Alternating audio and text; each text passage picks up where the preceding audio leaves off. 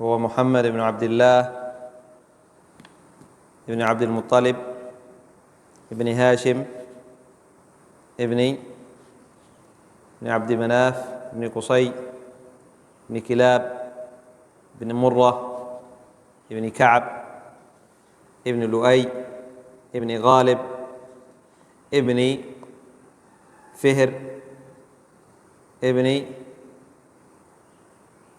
ما لكم ابن غالب بن فهر بن كنانة، أيوة، ابن خزيمة ابن مدركة ابن الياس ابن النضر ابن نزار ابن معد ابن عدنان. إلى هنا اتفق العلماء على هذا النسب. وعدنان هو من ذرية إسماعيل ابن إبراهيم الخليل عليه الصلاة والسلام. واختلف العلماء فيما بعد عدنان إلى إبراهيم، ما بعد عدنان إلى إبراهيم، واتفقوا فيما قبل ذلك. طيب، نبدأ. قال المؤلف رحمه الله تعالى: وهو ابن أبي العز الحنفي في أرجوزته الأرجوزة المئية، تسمى بالأرجوزة المئية.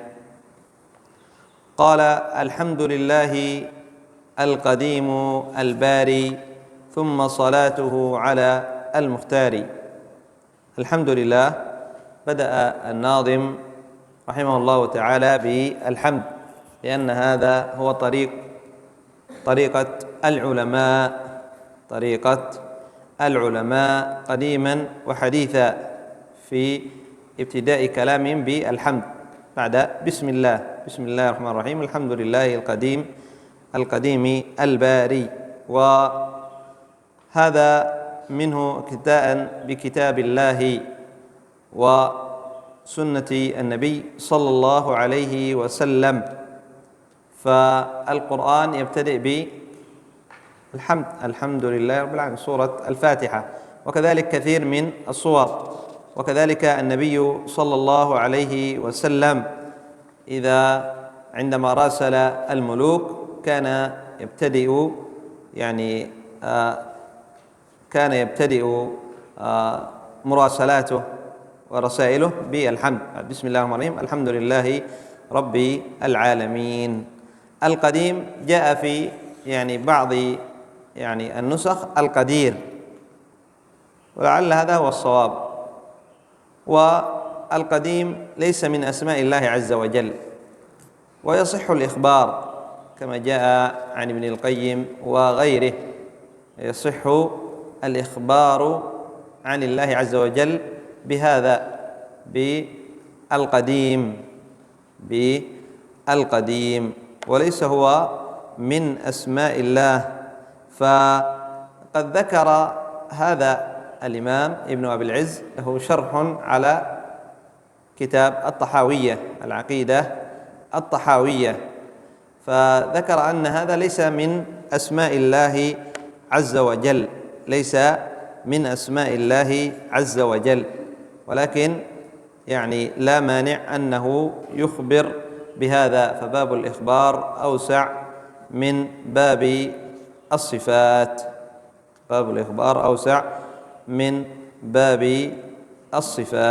فقد جاء ابن القيم في نونيته أنه قال: وهو القديم فلم يزل بصفاته متوحدا بل دائم الإحسان. وهو القديم فلم يزل بصفاته متوحدا بل دائم الإحسان. قال: القديم الباري، الباري من أسماء الله عز وجل. قال ثم صلاته على المختار. وهكذا الذي يبتدئ بكتاب مؤلف أو رسالة أولا يحمد الله عز وجل ثم يصلي على النبي صلى الله عليه وسلم، ثم صلاته على المختار أي المصطفى الذي اختاره الله عز وجل. إن الله يصطفي من الملائكة رسلا ومن الناس، إن الله يصطفي من الملائكة رسلا. ومن اصطفاهم من الملائكة؟ من الذين اصطفاهم الله عز وجل من الملائكة رسل؟ مثل جبريل عليه السلام. ومن الرسل آخرهم من الأنبياء والرسل آخرهم نبينا محمد صلى الله عليه وسلم. ثم صلاته على المختار أي الذي اصطفاه الله عز وجل للرسالة، فهو المختار في النسب وكذلك في النبوة. ثم قال رحمه الله تعالى: وبعد هاك سيرة الرسول منظومة موجزة الفصول، مولده في عاشر الفضيل ربيع الأول عام الفيل. إن شاء الله تحفظه تمام، موجود المتن، لابد تأتي بالمتن ليتابعوا ويحفظوه إن شاء الله تمام. وبعد بدأ في المراد وشرع فيما يريده. هاك أي بعد، وبعد بعد الحمد والصلاة على النبي صلى الله عليه وسلم. هاك أي خذ، بمعنى خذ سيرة الرسول عليه الصلاة والسلام منظومة أي في قصيدة، ليس في النثر. كان النبي صلى الله عليه وسلم، ولد النبي صلى الله عليه وسلم في عام كذا وهاجر وأسري به، هذا ليس نثر، إنما هو منظومة موجزة الفصول أي قصيرة، موجزة الفصول أي قصيرة. والفصول هو يعني واحده الفصل، معنى أي المقطع، فصل مولده، ثم يعني بعد مولده ماذا حصل، ثم بعثته، ثم هجرته، ثم إلى آخر سيرته عليه الصلاة والسلام. قال مولده، هذا هو الفصل الأول. متى ولد النبي صلى الله عليه وسلم؟ قال مولده في عاشر الفضيل ربيع الأول، أي في العاشر من شهر ربيع الأول في عام الفيل. متى ولد النبي صلى الله عليه وسلم؟ اتفق العلماء وأجمع العلماء على أنه في عام الفيل، في عام الفيل. وأكثر العلماء على أنه في شهر ربيع. واختلف العلماء في تحديد اليوم، وسيأتي يعني المؤلف رحمه الله تعالى ذكر ما هو المشهور من أقوال أهل العلم، نذكر البيت. قال مولده في عاشر الفضيل ربيع الأول عام الفيل، لكنما المشهور 12 في يوم الاثنين طلوع فجره، ووافق 20 من نيسان، وقبله حين أبيه حانا. هذا الفصل الأول في مولده. متى ولد النبي؟ ذكر المؤلف أنه في العاشر، في اليوم العاشر من ربيع الأول، مولده في عاشر الفضيل. ما هو الفضيل؟ ربيع الأول. لماذا فضل؟ لأن النبي صلى الله عليه وسلم ولد فيه، لأن النبي صلى الله عليه وسلم ولد فيه، وليس فيه فضيلة الشهر على غيره، لا، إنما فضل لهذا، لأن النبي صلى الله عليه وسلم ولد فيه. وما هو الشهر الأفضل؟ هو شهر رمضان مفضل لذاته، لأنه شهر الصيام وفيه ليلة القدر.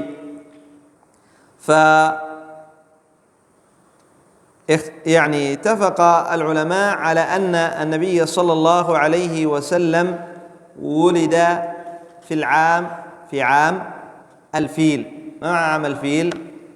أي عندما أراد أبرهة الأشرم أن يهدم الكعبة بالفيلة سمي عام الفيل. في هذا العام ولد النبي صلى الله عليه وسلم. ومعروف قصة أبرهة أنه يعني كان يعني هو حبشي، وغزوا اليمن وأخذوا اليمن، ثم يعني رأى أن الناس يذهبون إلى يعني بلاد نجد، بلاد الحجاز، يحجون، فقال لماذا يذهبون؟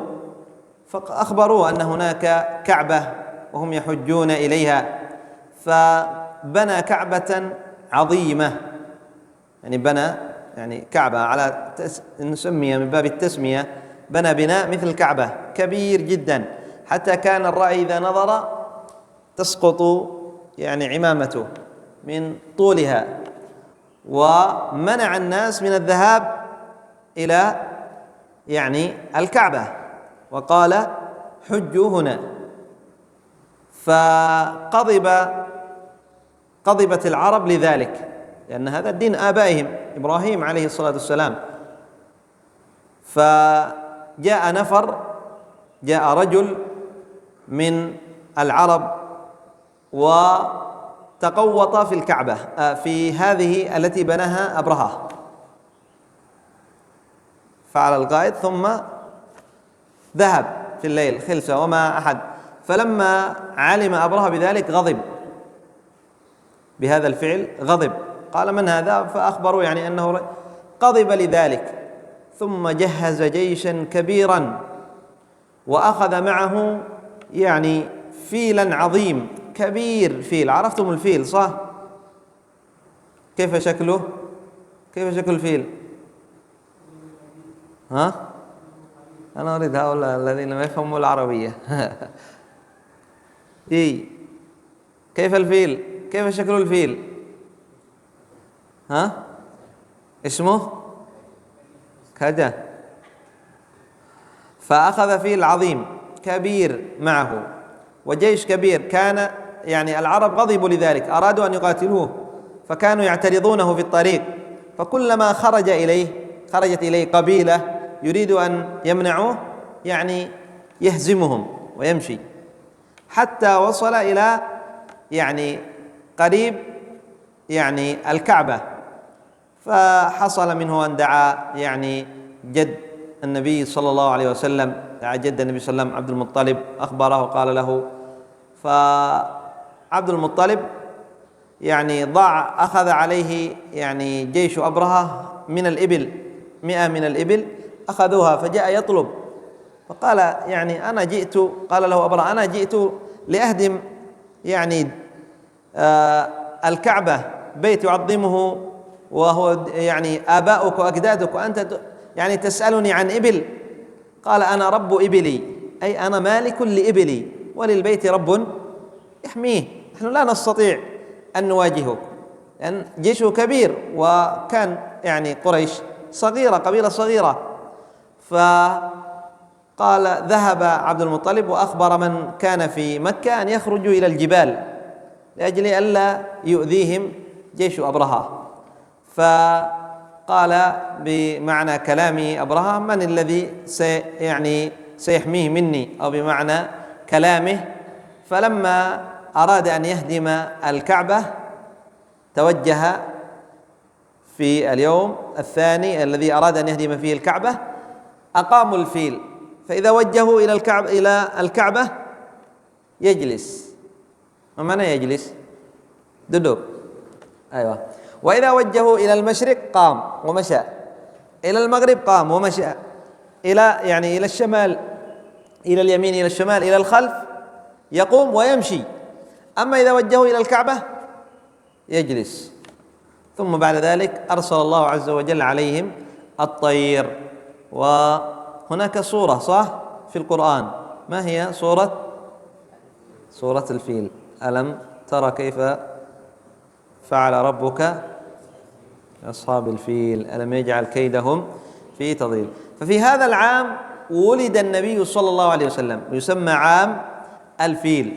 وأما الشهر فهو في شهر ربيع الأول. هذا عليه يعني أكثر، يعني أو نقول يعني أكثر العلماء، عليه أكثر العلماء، وهو المشهور. وقيل ذكر بعض العلماء أنه ولد في رجب، النبي صلى الله عليه وسلم ولد في رجب، وبعضهم قال ولد في ربيع الآخر، ربيع يعني الثاني، وقال بعضهم ولد في رمضان، وقال بعضهم ولد في شعبان. لكن هذا هو المشهور عند العلماء أنه ولد في شهر ربيع الأول، ولد في شهر ربيع الأول.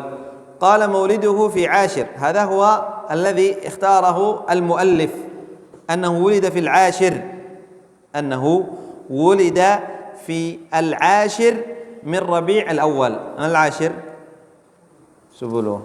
قال لكنما المشهور، هذا الذي اشتهر، وهذا هو يعني الذي يعني صححه كثير من العلماء، ولكنما المشهور 12 في يوم الاثنين طلوع فجره. إذن ولد النبي صلى الله عليه وسلم في عام الفيل في شهر ربيع الأول. اختلف العلماء في اليوم. المشهور في اليوم أيوة في اليوم الاثنين، لكن تاريخ شهر في 12 سنتم. وقيل في العاشر كما ذكر المؤلف، مولده في عاشر الفضيل.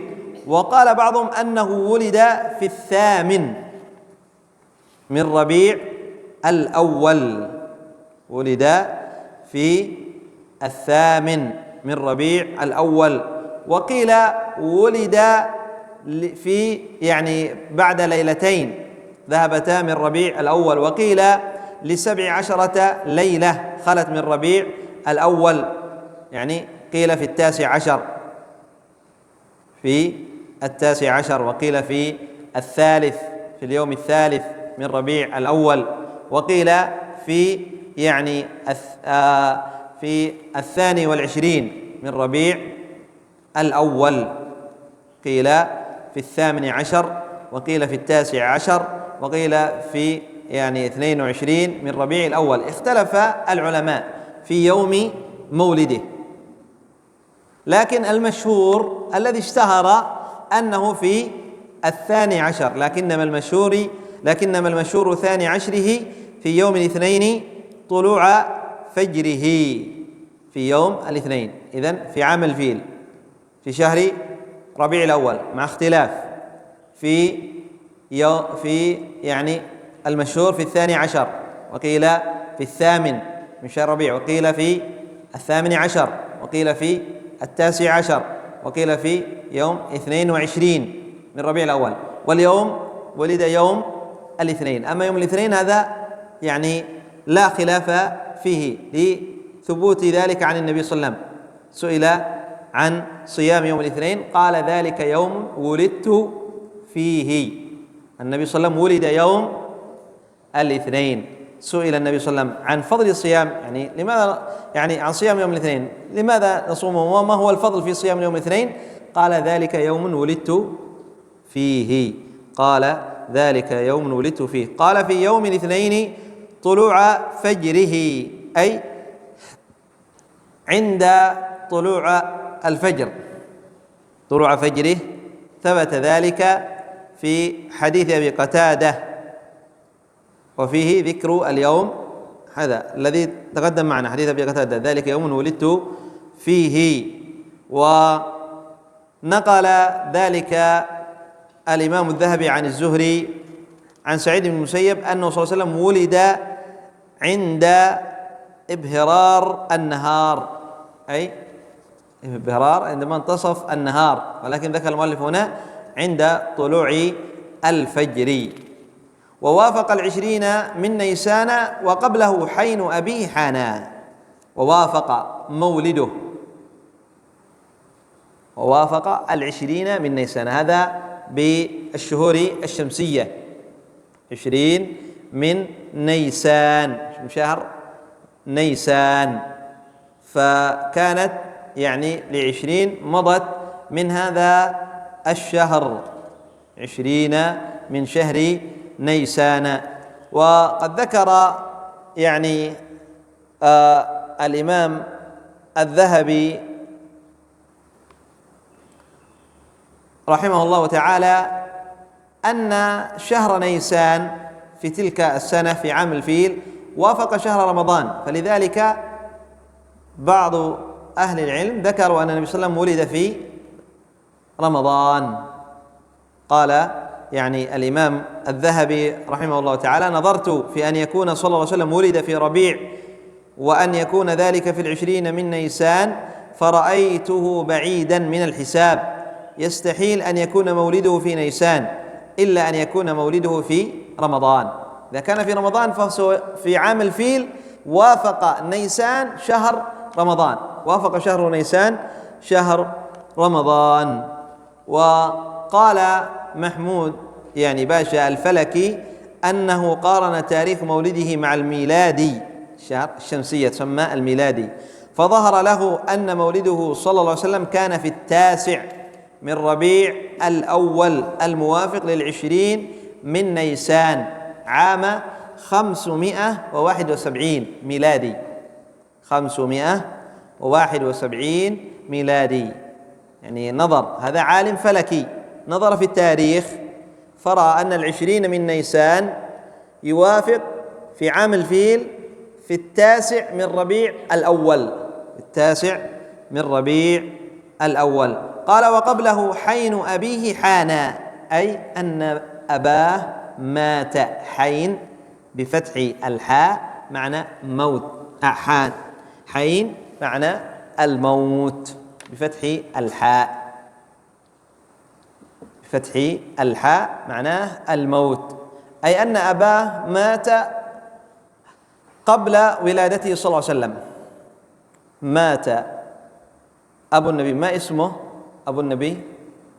عبد الله. مات قبل أن يلد النبي صلى الله عليه وسلم، أي مات عبد الله والنبي صلى الله عليه وسلم في بطن أمه، والنبي صلى الله عليه وسلم في بطن أمه. هذا هو قول الجمهور. وقيل أن أباه مات بعد ولادته، وقيل أن أباه مات بعد ولادته، ولكن المشهور وهو قول الجمهور أن عبد الله وهو والد النبي صلى الله عليه وسلم مات وهو ما زال نبينا محمد صلى الله عليه وسلم في بطن أمه. وقبله حين أبيه حان، أي الهلاك، حين الموت والهلاك. طيب، إذن نلخص الدرس.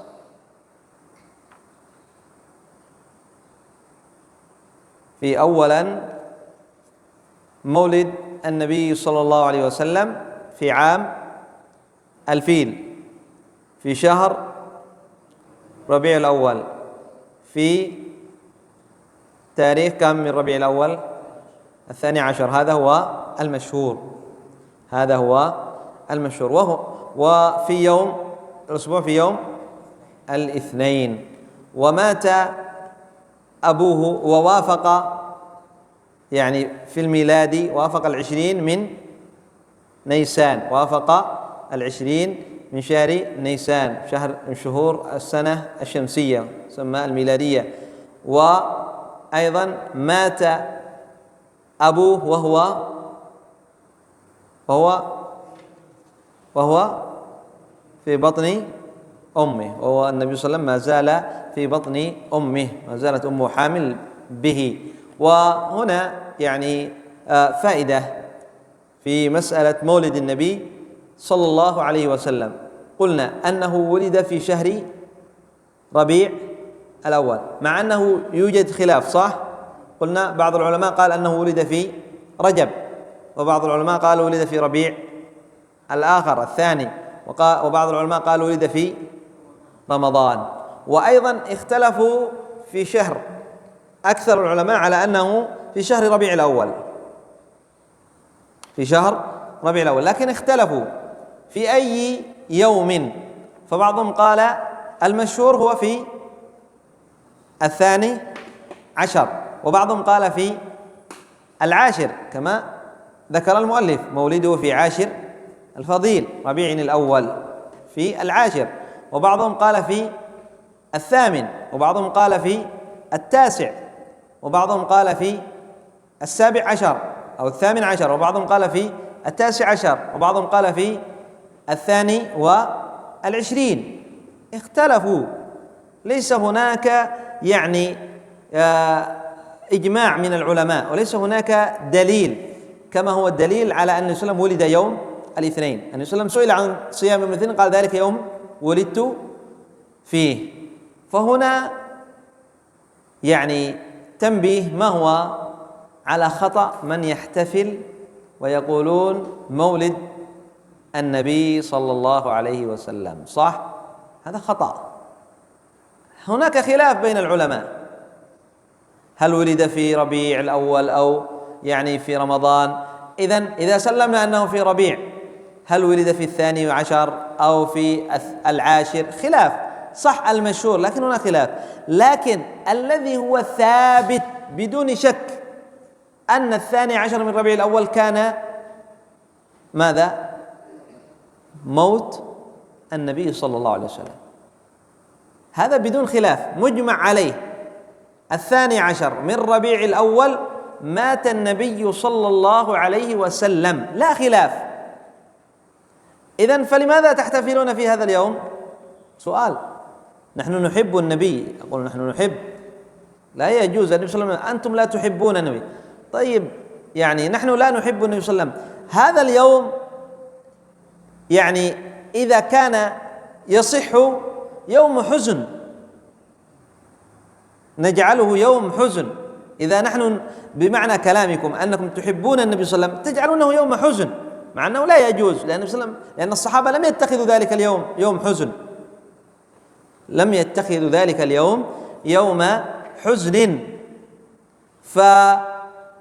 فالصحيح أنه يكون ذلك اليوم يوم حزن إذا كنتم تحبون النبي صلى الله عليه وسلم، لأنه اتفق ما في أجمع العلماء مجمع عليه، ما في خلاف أن النبي صلى الله عليه وسلم مات يوم الاثنين، يوم 12 من ربيع الأول.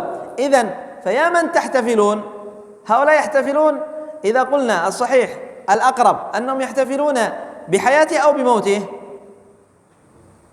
الأقرب أنهم يحتفلون بموته. لماذا؟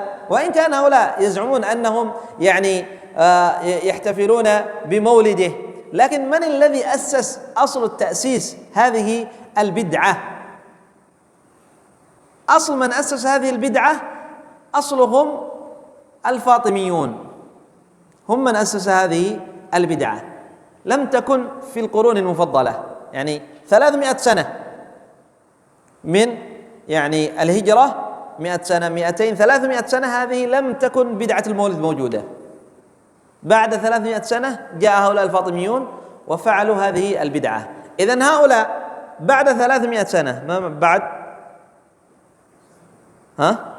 ستلا صح؟ بعد 300 سنة جاءوا يحتفلون. طيب الصحابة والتابعين ومن تبعهم لم يحتفلوا، هل أنتم أفضل منهم؟ هل أنتم تحبون النبي صلى الله عليه وسلم أكثر من الصحابة؟ لا يمكن، لا يمكن. إذن لماذا احتفل الفاطميون؟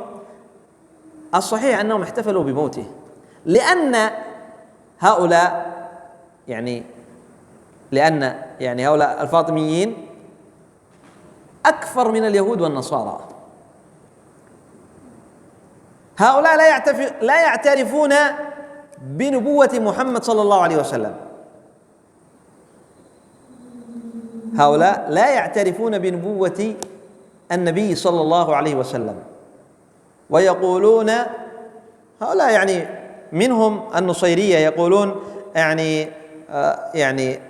أن يعني جبريل خان الرسالة، وأن الرسالة الأصل لعلي. هؤلاء لا يعترفون الأصل بنبوة محمد صلى الله عليه وسلم، إذن فكيف سيحتفلون بمولده؟